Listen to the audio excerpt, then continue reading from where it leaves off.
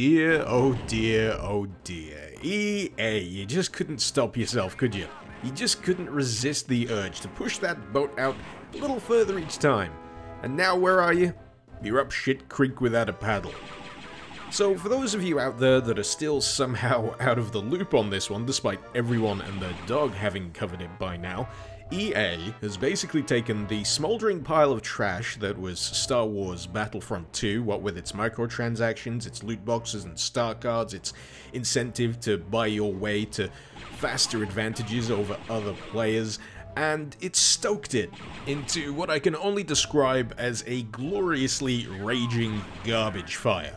So the loot boxes were bad enough, everyone's already a little salty about those turning up in nearly every other goddamn game this year, but what really set people off was the revelation that in order to unlock a hero, Darth Vader, in Battlefront 2, you would have to grind for up to 40 hours in-game to earn enough credits to purchase the right to play as that hero. Now, let me set out why that's bullshit, but you probably already know this. You pay $60 in the US to purchase this game. It's a full-price AAA game. And they're locking away one of the biggest selling points behind an atrocious grind. 40 friggin' hours. And you know what the real kicker is? You could always just pay them. You could pay them a little extra to get it now. To get it quicker. Same with everything else they seem to be doing in this game right now. You could, you know, endlessly spend forever unlocking loot boxes to get the upgrade that you actually want, or you could give us your money now. You've already spent $60, what's a few dollars more? Just give us your fucking money. We're EA, bitch. Give us your fucking lunch money. But you know what, that seems to be the straw that finally broke the camel's back, because when fans on the Battlefront 2 subreddit learned of this, they were friggin' pissed. To such a degree that EA felt that they needed to do something to quell the outrage, to subdue the pitchfork-wielding masses, and the marketing team turned up and said, you know, we felt like this was a good idea, it would make you feel like you've earned it, there'd be some satisfaction in grinding for 40 hours to get this hero, and people were having none of it. They were having none of the excuses, none of the justifications, and right now, that comment, which should be on screen right now, is the most downvoted comment in Reddit history. Just drink that in. Just drink that in. Can you taste that? That's the taste of sweet, sweet Schadenfreude. Oh boy, is it nectar to my lips. I'd probably go as far to say that this is shaping up to be one of EA's biggest public relations gaffes ever. I mean, you just have to look at the responses to that comment as well. It's a comedy goldmine, and it has spread. It's getting into other subreddits where you'll have jokes about EA. The memes, oh god, the memes. They're spilling out. They're churning them out, and it's friggin' glorious. Oh, is it glorious. And EA tried to walk it all back. They tried to walk it all back. They said, okay, fine, we've heard you. We're gonna reduce the price of in-game credits to unlock this hero. Are you happy now? We've knocked it down by a huge degree. This should make you stop. Please stop. We have feelings too. Don't hurt our fifis. And then someone found out that not only did they reduce the unlock fee for the hero character, but they also reduce the rate that you earn the credits, and it's like they can't stop fucking up. They can't stop fucking up, and the train keeps on rolling. The train keeps on rolling. I want to get off EA's wild ride, but no, they are going full steam ahead. But guess what? We're not done yet.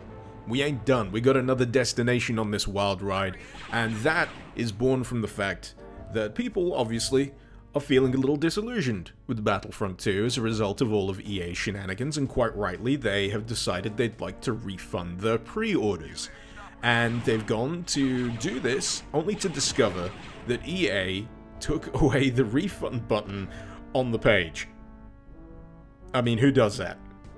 Who does that? Well, obviously EA does that, because they want to make it harder for people to change their minds, to get their money back, to cancel their pre-orders, instead forcing them to go through a customer service rep spending, in some cases, hours negotiating to get their own goddamn money back, and in some cases, being disconnected from the chat with no progress being made at all, and it's just amazing. It's just almost unfathomable how hard a publisher can fuck up, but here it is, EA standing proud on top of that flaming garbage fire, waving the flag till it falls over and burns to a cinder.